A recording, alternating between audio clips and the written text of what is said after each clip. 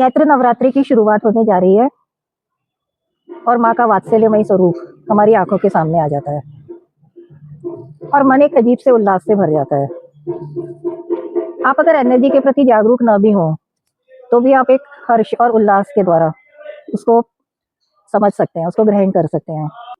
चैत्र नवरात्रि में विशेष रूप से माँ के महिषासुर मर्दनी स्वरूप का गुणगान व पूजा करी जाती है। This is the fierce form of divine feminine. माँ का जो थोड़ा सा आक्रामक स्वरूप है, जिसमें कि माँ ने नेगेटिव शक्तियों का, नकारात्मक ऊर्जाओं का खात्मा किया था। महिषासुर जो कि एक महिषी नामक डेमोन का भाई था और रंभा नाम के दानव का एक पुत्र था और उसका बफेलो के रूप में उसका स्वरूप था और वो अपना शेप बदल सकने में सक्षम था। उसने अपने लालच और अहंकार से, आप सब लोग बोलते हैं कि भोलेनाथ दानवों को भी, राक्षसों को भी वरदान देते हैं, लेकिन महिषासुर को वरदान दिया ब्रह्मा जी ने और वो अपने अहंकार में ये भूल गया कि स्त्रियां कितनी शक्तिशाली हो सकती हैं। तो उसने जो ब्रह्मा जी से वरदान मांगा वो ये कि मेरे को कोई मानव या दानव या देवता मेरा वध ना कर सके। उसने सोचा कि स्त्रियां क्या कर लेंगी, मेरा क्या बिगाड़ लेंगी, उनमें कितनी पावर होती है। तो जब उसने बहुत ज्यादा परेशान कर दिया, आतंकित कर दिया, तो सभी देवताओं ने फिर माँ भगवती से प्रार्थना करी और तब उन्होंने महिषासुर मर्दनी का स्वरूप धारण करके उस राक्षस का वध किया। तो हम सबको भी अपने अंदर की जो फियर्स फेमिनाइन एनर्जी है उस सबको जगाकर सर्वप्रथम तो अपने अंदर के महिषासुर, अपने अंदर के डेमॉन्स का ही वध करना है।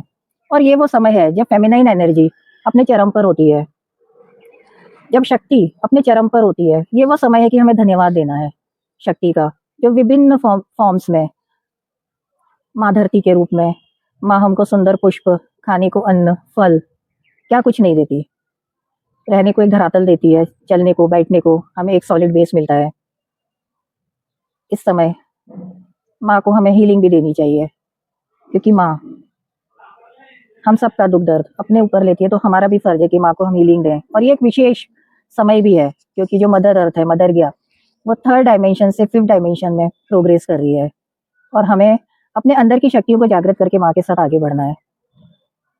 माँ के हमें जितने भी फॉर्म्स हैं, शक्ति के जितने भी फॉर्म्स हैं, जैसे कि गौ माता जो हमारी पूजनीय है, उनकी आप भरपूर सेवा करिए। अपने अंदर जितनी भी आपकी फेमिनाइन एनर्जीज हैं, दया, करुणा, प्रेम, प्यार, उन सबको माँ से प्रार्थना करिए कि माँ जागृत करे और मैं अपने परिवार में, अपने समाज में इन सबको बांट सकूं। इस समय अगर आप मांगना भी चाहते हैं तो माँ से वही मांगिए जो चीजें इमोशन से कनेक्टेड होती हैं, क्योंकि माँ प्रेममयी है। जब हम पिता से मांगते हैं तो हम मांगते हैं कि हमको भौतिक वस्तुएं मांगते हैं, लेकिन माँ से जब हम मांगते हैं तो माँ प्रेममयी है, वात्सल्यमयी है। तो माँ से हम प्रेम से जुड़ी हुई चीजें मांगे, हम अच्छे रिश्ते मांगे, अपने हृदय में प्यार मांगे। इस बार के चैत्र नवरात्रे वैसे भी विशेष हैं क्योंकि सूर्य ग्रहण अभी अभी पड़ा है। सूर्य ग्रहण 29 मार्च को होने वाला है, अमावस्या भी है उस दिन। एनर्जी लेवल्स बहुत हाई हैं और जो आप सुनते आए होंगे, अगर न भी सुनते आए होंगे तो मैं आपको जानकारी दे रही हूँ कि हम तीसरे आयाम से 5वें आयाम की ओर अग्रसर है।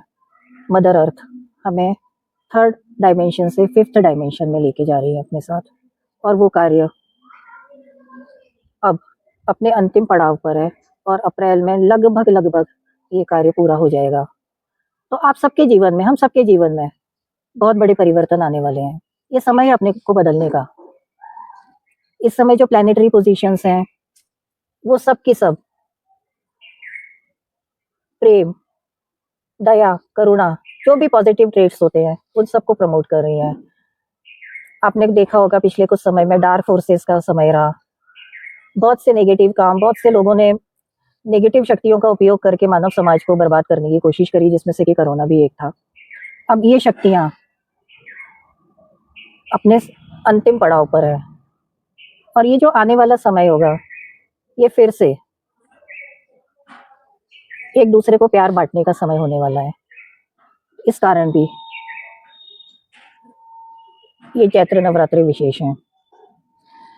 जो चैत्र नवरात्र हैं, ये मानसिक और आध्यात्मिक शक्तियों का विकसित करने का समय है। आप बहुत सारी साधना करिए, बहुत सारी सेवा करिए और भगवान के प्रति भक्ति, श्रद्धा और समर्पण पूर्ण कर दीजिए। अपने प्रत्येक चक्र को आप प्रभावशाली बनाइए। जैसे कि पहला दिन माँ शैलपुत्री, वो मूलाधार चक्र से कनेक्टेड है। मूलाधार चक्र जहाँ पर आपका गुदा वाला हिस्सा होता है, वहाँ होता है 4 पंखुड़ियों वाला लाल रंग का मूलाधार चक्र, जिसके अधिष्ठात्री देवता हैं गणपति। उसकी साउंड है लम लम।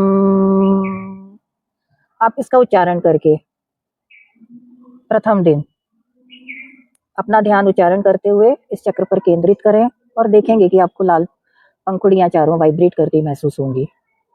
इसी प्रकार से प्रत्येक चक्र पर आप जाते हुए अपने 9 चक्रों का ध्यान करते हुए मूलाधार चक्र आपकी स्टेबिलिटी, ग्राउंडिंग, ये चक्र संसार का चक्र है।